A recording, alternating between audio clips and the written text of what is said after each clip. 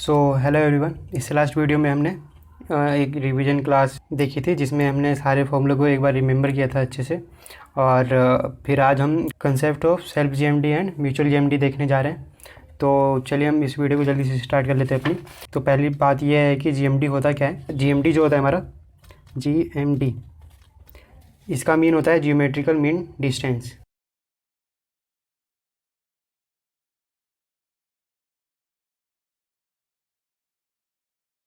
और अगर मैं बात करूं कि हमें ये सेल्फ जीएमडी और म्यूचुअल जीएमडी की ज़रूरत क्यों पड़ी, तो जो हम इंडक्टेंस का फॉर्मूला देखते हैं अपना, वो काफ़ी देखते हैं कि अलग अलग है। हमारा उस सिंगल के लिए अलग हो गया था, फिर इसमें थ्री फेज़ में आया तो उसमें ट्रांसपोजिशन के बाद देखा वहाँ पे अलग फॉर्मूला आ रहा था। तो इस फॉर्मूले को, और काफ़ी लेंथी भी था, तो इस फॉर्मूले को और सिंप्लीफाई करने के लिए, मींस इंडक्टेंस की कैलकुलेशन को जो है हमारी और सिंप्लीफाई करने के लिए हम क्या करते हैं, सेल्फ जीएमडी और म्यूचुअल जीएमडी का कंसेप्ट लाते हैं।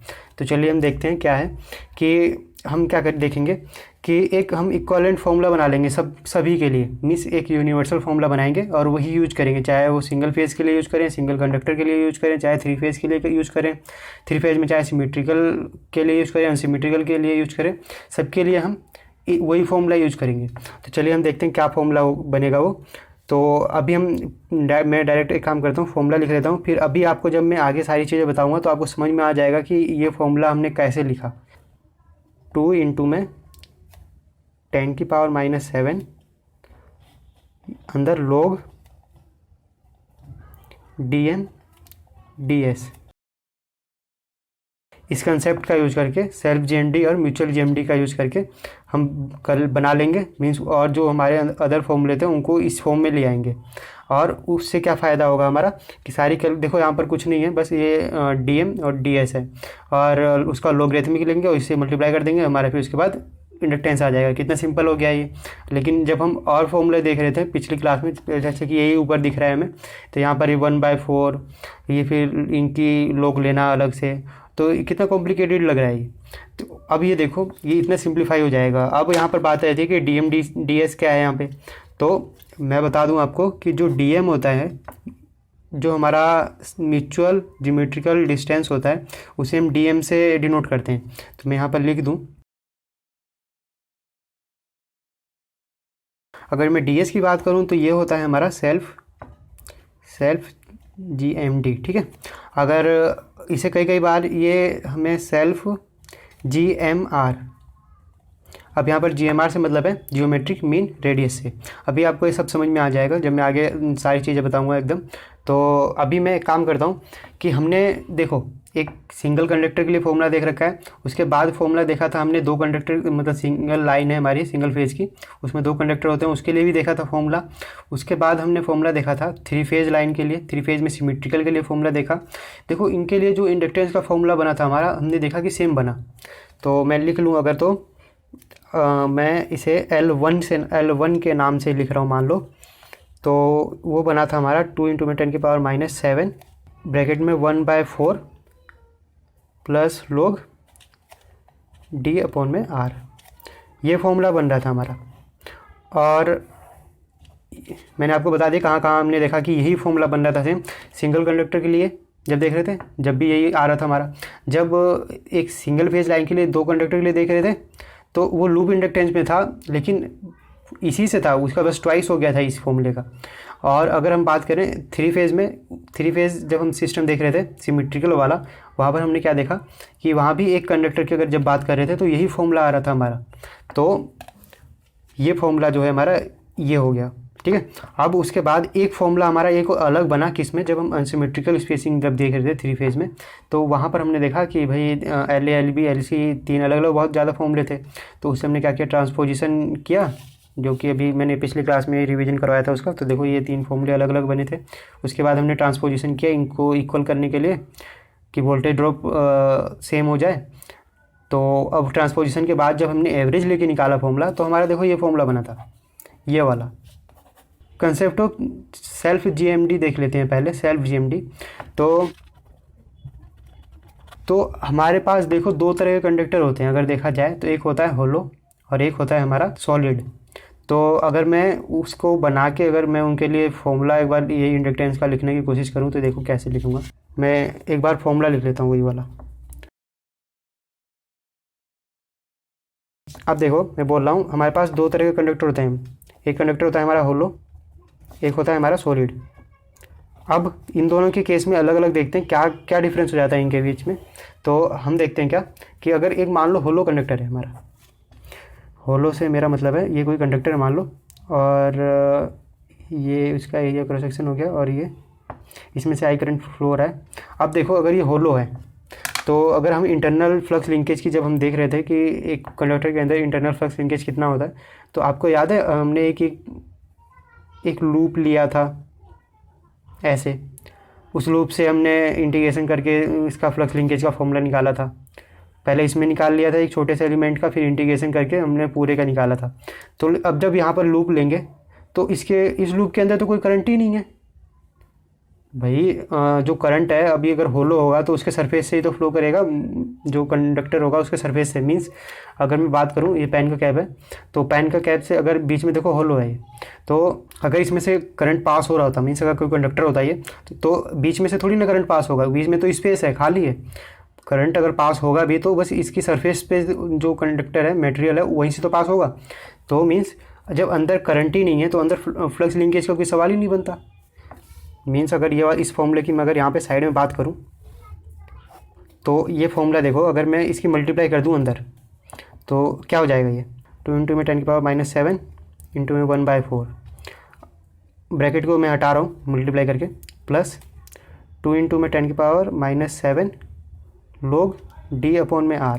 अगर हम अभी यहाँ पर देखें ये वाली टर्म जो है ये क्या आएगी हमारी, ये 1/4 है तो ये हो जाएगी हमारी 0.5 इंटू में 10⁻⁷ प्लस में 2 इंटू में 10⁻⁷ log d/r। पता नहीं दिख रहा है आपको, नहीं दिख रहा। तो ये वाली टर्म जो है हमारी, ये वाली हमने क्या देखा कि ये हमारे अगर आपको याद हो तो यही हमारा कांस्टेंट आ रहा था इंटरनल फ्लक्स का फॉर्मूला जब हमने निकाला था, और यही था 0.5 इंटू में 10⁻⁷ ही। तो इस केस में होलो केस में जब इंटरनल फ्लक्स है ही नहीं तो हमें इसके इंडक्टेंस के लिए ये लिखने की ज़रूरत ही क्या है। मीन्स मैं क्या बोल रहा हूँ, क्या हम इसके लिए अगर फ्लक्स लिंकेज का फॉर्मूला लिखें और उसके बाद इंडक्टेंस का फॉर्मूला लिखें तो क्या आएगा इंडक्टेंस, 2 इंटू में 10⁻⁷ log d/r, यही आएगा या फिर नहीं। जब इसके अंदर भाई इंटरनल फ्लक्स लिंकेज करंट ही नहीं है इसके अंदर, तो उसकी वजह से इसके अंदर इंटरनल फ्लक्स लिंकेज ही नहीं है, और इस फॉर्मूले में से ये वाली आगे 1/4 वाली टर्म जो है हमारी, ये इसके साथ वो वाली टर्म एलिमिनेट हो जाएगी। बस वही किया है मैंने, उसे एलिमिनेट कर दिया। ठीक है, तो हमने क्या देखा कि ये हमने मान लिया LH मीन्स होलो कंडक्टर के लिए हमारा इंडक्टेंस। ठीक है। अगर अब बात आती है भाई सॉलिड के लिए, तो मैं एक ऐसे ही एक डायग्राम बना लूँ। ये हमारा कोई सॉलिड कंडक्टर है, यहाँ से आई करंट पास हो रहा है। ठीक है, अब अगर मैं बात करूँ तो इसमें क्या देखते हैं, ये सरफेस पूरा किसी मटेरियल से फिल होगा ये। अब अगर इसके अंदर वही वाला कंसेप्ट लगाएं भाई कि यहाँ पर एक हमने लूप ले लिया, एम्पीरियन लूप। अब इंटीग्रेशन करेंगे तो यहाँ पर कोई ना कोई करंट मिलेगा इसके अंदर हमें। अब हमें यहाँ पर फ्लक्स लिंकेज भी मिलेगा इंटरनल हमें। तो अगर हम देखें तो अब यहाँ पर क्या है, इसके इंडक्टेंस का फॉर्मूला तो चेंज नहीं होगा, यही रहेगा। ठीक है, लेकिन यहाँ पर इंटरनल फ्लक्स लिंकेज नहीं था, उसकी वजह से इंटरनल फ्लक्स लिंकेज की वजह से जो हमने इंडक्टेंस ऐड कर रखा था वो हमने यहाँ से एलिमिनेट कर दिया इस फॉर्मूले से। ठीक है, इसकी फॉर्मूला जब लिखा तो, लेकिन इसका फॉर्मूला यही है। देखो मैं क्या लिख रहा हूँ, एक log का फॉर्मूला होता है हमारा कि अगर log e की पावर a है तो हम उसे a लिख सकते हैं। अगर a हमारे पास है तो हम इसे ऐसे भी लिख सकते हैं। तो मैं वही यहाँ पर लगाऊंगा और इसे मैं a मान के 1/4 को ये फॉर्मूला लगा रहा हूँ। तो देखो क्या होगा,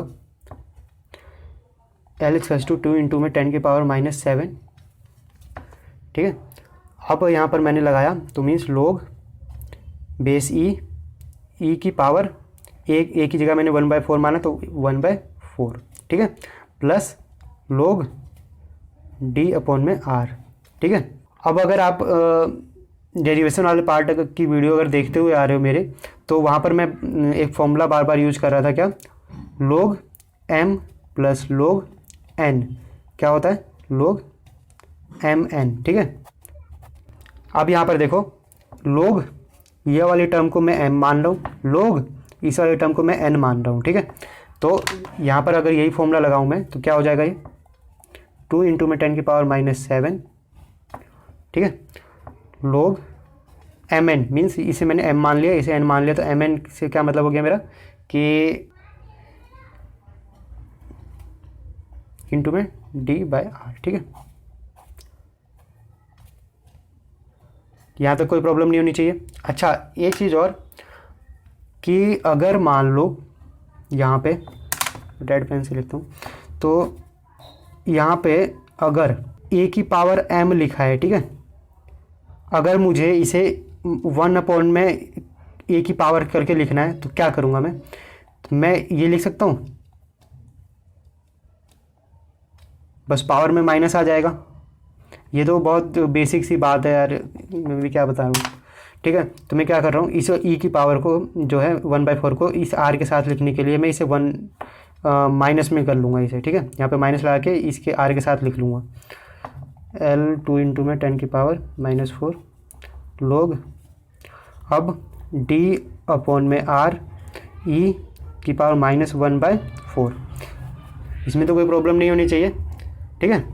बेस ई इसका चला हुआ आ रहा है, ये अंडरस्टूड है भाई, कोई बुरा मत मान जाना इसका कि मैं भूल जाता हूँ, लेकिन ये होता है कि अगर ई जो लगा देनी है तो वहाँ पे अंडरस्टूड होता है।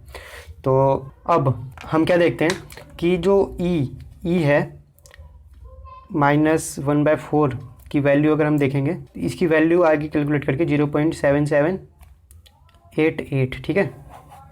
अब मैं अगर इसकी वैल्यू यहाँ रखूँ तो क्या आएगा, L = 2 इंटू में 10 की पावर -7 log d और 0.7788 टाइम्स ऑफ r, ठीक है। यहाँ भी किसी को प्रॉब्लम नहीं होनी चाहिए, अभी तक तो सारी चीज़ें रूल के अकॉर्डिंग चल रही हैं, ठीक है। अब मैं क्या कर रहा हूँ, ये वाली जो टर्म है ना नीचे वाली, ये मैं इसे r डैश मान ले रहा हूँ, r डैश बराबर 0.7788 r, ठीक है। अब L = 2 इंटू में 10 की पावर -7 log d/r डैश। तो अगर अब मैं इस फॉर्मूले को, जो अभी हमारा फाइनल आया है ये, इसको अगर मैं कंपेयर करूं, जो मैंने बोला था कि हमारा इसका इक्विवेलेंट फॉर्मूला ये होगा, इससे अगर कंपेयर करूं तो मैं इसे एक बार दोबारा लिख लेता हूं उधर की साइड।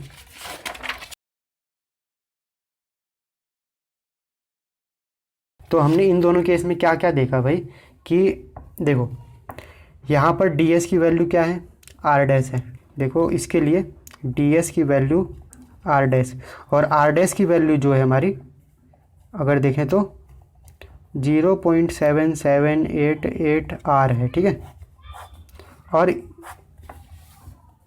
यहाँ पर देखो इसके केस में r है बस, इसके केस में ds की वैल्यू हमारी क्या है, r है, ठीक है। अब हम यहाँ से क्या देखते हैं कि जो हमारा ds है, means self geometric mean distance, self GMD, ds क्या था हमारा, सेल्फ GMD जो है हमारा वो किस पे डिपेंड कर रहा है। लाइक अगर मैं कंडक्टर की बात कर लूँ कि ऐसे दो कंडक्टर हैं, 3 भी हो सकते हैं, इनके बीच का डिस्टेंस d है और इनकी रेडियस r है, इनकी रेडियस r है, ठीक है। तो ये डिपेंड कर रहा है, देखो ds सेल्फ GMD जो है हमारा डिपेंड कर रहा है इनके रेडियस पे और इसकी शेप पे। शेप मीन्स कि ये सॉलिड है, होलो है इस पे, ठीक है। और डी पे, डी का कोई देखो डी जैसे अभी वैसे ही पड़ा है, डी पे कोई असर नहीं हुआ इसका, ना यहाँ पर कोई फ़र्क पड़ा डी पे। तो मैं यहाँ पर लिख लूँ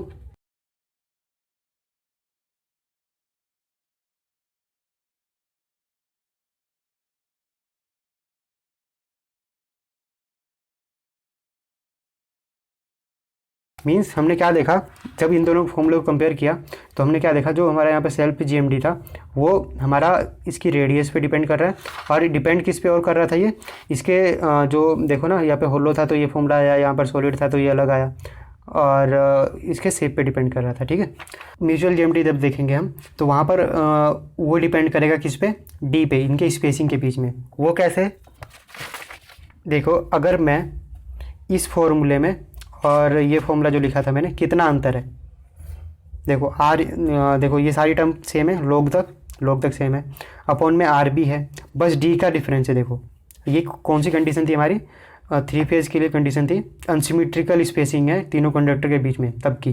तो हम क्या देखते हैं कि जो इसका डी है ना वो डिफरेंट आया। क्या मैं अगर यही सेम चीज़, मीन्स यही जो ये सब इतना लिखा पड़ा है, इतने को अगर यही सेम प्रोसेस से करूं, सॉलिड मान के यही सब, तो क्या डिफरेंस आएगा कि जो आर डैश है, देखो आर डैश का तो यही होगा जो हुआ, 0.7788 आर टाइम्स ही आएगा, लेकिन डी में कोई डिफरेंस आएगा नहीं आएगा। डी तो ऐसे ही पड़ा रहेगा, मीन्स जितना ये डी है ये इतना ही पड़ा रहेगा। यहाँ से हम अपना इसके बारे में म्यूचुअल जीएमडी के बारे में डिस्कस कर रहे हैं। तो जो ये वाला फॉर्मूला था हमारा L इक्वल्स टू, ये देखो 3 फेज ट्रांसमिशन के लाइन में जब अनसिमेट्रिकल स्पेसिंग थी तब के लिए जो इंडक्टेंस का एवरेज फॉर्मूला आया था ट्रांसपोजिशन के बाद, वो वाला फॉर्मूला है 2 इंटू में 10⁻⁻7 1/4 plus log cube root of D1 D2 D3 फोन में R। ठीक है, ये आया था। क्या मैं अगर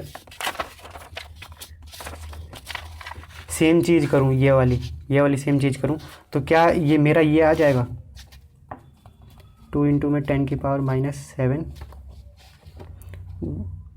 log, ठीक है,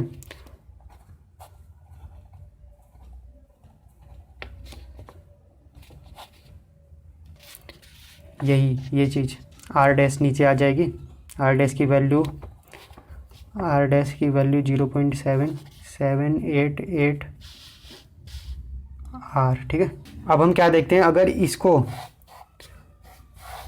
अगर हम इसके साथ इस वाली जो हमारी मैंने कहा था कि इसके साथ हम इस कंपेयर करेंगे, तो क्या यहाँ पर देखेंगे हम कि देखो सेल्फ जीएमडी की वैल्यू, डीएस की वैल्यू तो आर डैश है, आर डैश से मेरा मतलब है 0.7788 टाइम्स ऑफ आर से, और जो हमारे डीएम है मीन्स म्यूचुअल जीएमडी जो है वो देखो, म्यूचुअल जीएमडी मीन्स क्या, कितना है वो, cube root of D1 D2 D3। तो हम क्या देखते हैं, म्यूचुअल जीएमडी जो है ये रेडियस पे तो डिपेंड नहीं कर रही, लेकिन ये डिपेंड कर रही है दो कंडक्टर के बीच में जो स्पेसिंग है ना, इक्विवेलेंट डिस्टेंस जो है उस पर डिपेंड कर रही है म्यूचुअल जीएमडी। देखो ना, म्यूचुअल जीएमडी डीएम वाली टर्म जो यहाँ पे कंपेयर करेंगे तो क्या आ रही थी, ये वाली। ठीक है, तो यही अगर हम इस केस में देख रहे थे, इसकी वैल्यू डीएम की वैल्यू तो कितनी थी, डी थी, कुछ चेंज नहीं आया था उसमें। और अगर इस केस में बात कर रहे थे सॉलिड वाले केस में, तो डीएम की वैल्यू कितनी थी, यहाँ भी डी थी ओनली, लेकिन अगर हम यहाँ पर जब बात करने लगे, ठीक है, तब इसकी वैल्यू इतनी आई। ठीक है, इसमें तो आपको कोई प्रॉब्लम नहीं होनी चाहिए। और ये किस कंडीशन के लिए है भाई, ये अनसिमेट्रिकल स्पेसिंग वाली कंडीशन के लिए आई है वैल्यू। ठीक है, तो ये था हमारा म्यूचुअल जीएमडी के बारे में। तो ये जो है हमारा रेडियस पे डिपेंड नहीं कर रहा है, मीन्स डीएम जो है हमारा रेडियस पे डिपेंड नहीं करता, उसकी सेल्फ रेडियस पे डिपेंड नहीं करता। अब सेल्फ से मेरा क्या मतलब हो जाता है कि देखो कंडक्टर की खुद की रेडियस, मैंने यहाँ पे डायग्राम बनाया था ना ये वाला, सेल्फ से मतलब उस कंडक्टर की खुद की रेडियस पे वो डिपेंड करेगा, तब क्या होगा, वो self GMD, geometric mean distance, या फिर जियोमेट्रिक मीन रेडियस, जीएमआर भी बोल देते हैं।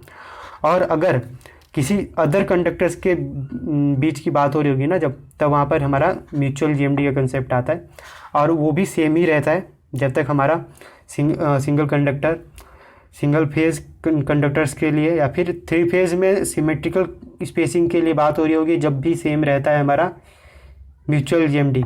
लेकिन जब वहाँ पर जो स्पेसिंग है वो अनसिमेट्रिकल हो जाती है, तब हमारा उसकी वैल्यू चेंज हो जाती है, और उसकी वैल्यू आती है हमारी cube root D1 D2 D3 के, ठीक है। तो हमने ये चीज़ नोट करने वाली है, ये हमारी सिंगल फेज के लिए हो गई।